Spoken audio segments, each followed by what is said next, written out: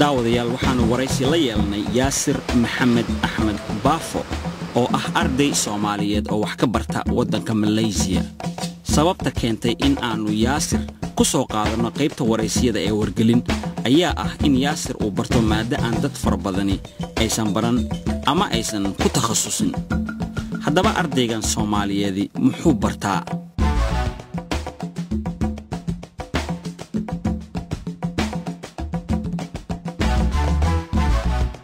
بسم الله الرحمن الرحيم.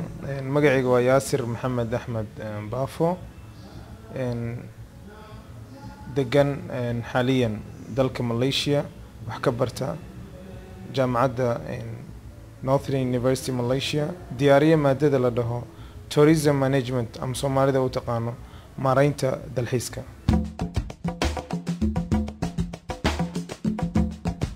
Yaasir Maxamed Axmed Baafo waxa uu ka mid yahay kumanaanka arday ee Soomaaliyeed ee wax ka barata qurbaha.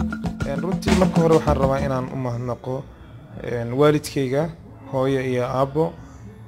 runtii isiyay ama ii ogolaaday inaan dooqayga ama choice-kayga aan barto walow waalidiinta badi ay xogo isan kala tashan caruurtooda. tourismka hobigaygu ahaa inaan barto dalxiiska wax badan niidan ku hayay waxaana jaanis u helay wadan ku jira wadamada ugu waaweyn dalxiiska adduunka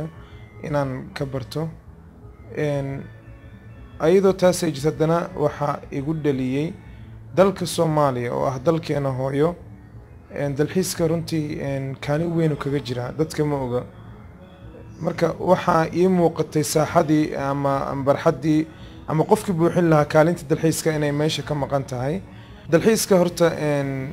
waxaan u baranayo san horey baaga dhawaajiyay waa dalkeena Soomaaliya runtii hadda waxaan ognahay inuu ku jiro xaalad cakiran laakiin waxa hubaal ah inay iman doonto waqti loo baahnaan doono qof yaqaan ama ku takhasusay maareynta iyo horumarinta dalxiiska. marka waxaan isu sii diyaarinayaa ama aan ku tala jiraa inaan sii diyaariyo generation markaas diyaar u ah ama yaqaan dalxiiska oo hadhow markay Soomaalidii hore noqoto diyaar u ah inay kaalinta dalxiiska buuxiyaan. Yaasir oo maanta degan waddanka Malaysia ayaa haddana niyadiisu ay si aad iyo aad ugu xiran tahay dalkiisii hooyo. maalin walbana wuxuu ku hamiyaa sidii nabad uu Ilaahay u soo celin lahaa. nabad ku soo celinta dalkeenana wuxuu qabaa Yaasir inay ku xiran tahay Soomaalida oo qura. runtii cabsalaano sidaan ognahay shirar badan waxyaabo badan la qabanqaabiyay Soomaaliya sidii nabad ku noqon lahayd inkastoo caqabado duwalina iska jiraan Soomaaliya faraha kula jiraan haddana aniga waxaan dhihi lahaa danta ama nabadda Soomaaliya waxay ku jirtaa dadweynaha Soomaaliyeed gacantiisa. innaga inta fadhiisano qurac hoostiisa fadhiisano dhaqankeena u laabano nabadda raadin karna marka waxyaabahan banaanka duwaliga inta la iska reebo bal innagii iyo aqoon-yahanadii iyo cid walba inta la isu soo laabto campaign wadajir ah la sameeyo oo ah sidii nabadii lagu soo celin lahaa. taasna runtii waxay u baahan tahay waqti dheer iyo mechanism badan meelo badan dadka kala firin laakiin aniga to me pointigaas ayaan taamalaa in dalka lagu laabto qurac hoostiisa lagu gooyo garta Soomaaliya si nabad ku noqon.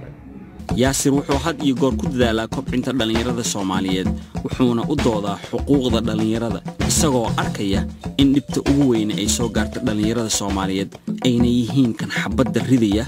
iyo kan xabadda ku dhimanaya. dhalinyarada Soomaaliyeed runtii meel walba ay joogaan waxaa jira dhib badan dhalinyarada soo gaaray sanooyinkan dambe inta dagaalada burburka Soomaaliya ka socdeen. waxa maanta la adeegsanayna waa dhalinyarada Soomaaliyeed as a tool oo qolo walba sida ay rabto waxa ka dhaadhacsiiso. please waxaan dhihi lahaa dhalinyarada Soomaaliyeed meel kasta ay joogtaan aan ka mideysnaano fikradda ah sideen ku musamata bixinaa dadkeena noo baahan ee Soomaaliyeed aan ku yeelana hami ama vision ah Soomaaliya inay nabad noqon doonto one day hamigaas inuu kuligeen nagu beermo aan gacmahan isqabsano qof kastana uu diyaar u ahaado one day in ay Soomaaliya nabad noqonayso asagana uu noqon karo xalka gaar ahaan dhalinyarada. taasaan naga daarana dagaalkii dhex mari jiray ciidamadii Mareykanka iyo Soomaalida ayaa yaasir ku reebay xusuus dheeriya maadaama yaasir iyo qoyskiisa ay ahaayeen dadkii askarta Mareykanku ay ku haysteen gurigooda sida laga wada daawaday filimka caanka ah ee Black Hawk Down. Soomaaliya dagaaladii dhibkiga soo garaniga waa joogay wax badan iyo qax dheer kadib oo Soomaaliya laga wada sinaa laakiin waxa gaar ahaa dagaalkii Mareykanka ka dhacay 3 October 1993 Soomaalida badi la dagaalamaysa Mareykanka aan waxaan ku jiray familkii guriga lagu haystay markaas Mareykanka guriga ku haysteen oo Soomaaliya dhan ay la dagaalamaysay runtii taasna waxay ahayd maalin runtii aad murugo leh aniga iyo adeerkay iyo carruurtiisa marka runtii taasaan dhihi karaa dhibka ugu weyn oo iga soo gaaray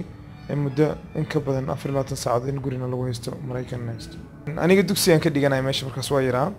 fasaxaan u soo baxay hotel noo dhawaay waxa ku shiray general Aidiid ciidamadana meeshay soo degeen oo waxay rabeen inay gacanta ku dhigaan balse waa u suurtagelay weysay oo shacabkii dhan markaas meesha degan xaafadii ku kacay helicoptertii ay wateen gurigeena hortiisa ku soo dhacday sidii ay go'doon ku noqdeen taasa waxay sababtay inay gurigeena soo galaan meesha nagu qabsadaan oo Soomaaliya dhan ay meesha kula dagaalanto walow guriga xitaa laba dhinac uu ka dumay oo hubiyaali wax ku soo dhaceen laakiin nasiib wanaag Ilaahay waxba nama uusan gaarsiinin waqti dheer nabeenkii meeshan ku wada qaadanay iyadoo xabadaha ay si joogta u socdeen waa xasuustaa ninkii kabtanka ahaa guriga ku jiray uu noo yimid wuxuu yiri gurigeena wax huba ma yaalo sida muuqata dad nabad ayaa tihiin familna waa tihiin oo caruurna waa idin joogtaa marka waxa annaga aan qabno ayaana la qabaysaan oo yiri wax kale hadda annaga idin qaban karna ma lahan meeshaan aan ku wada jirnaa haddaan dhimanana waa isla dhimanaynaa haddaan noolaanana annaga laakiin dhinaceena wax dhiba idin geysan ma jirto runtii wax dhibana ma aysan geysan adeerkay kaliya inay garbaduub u xiraan ma ahan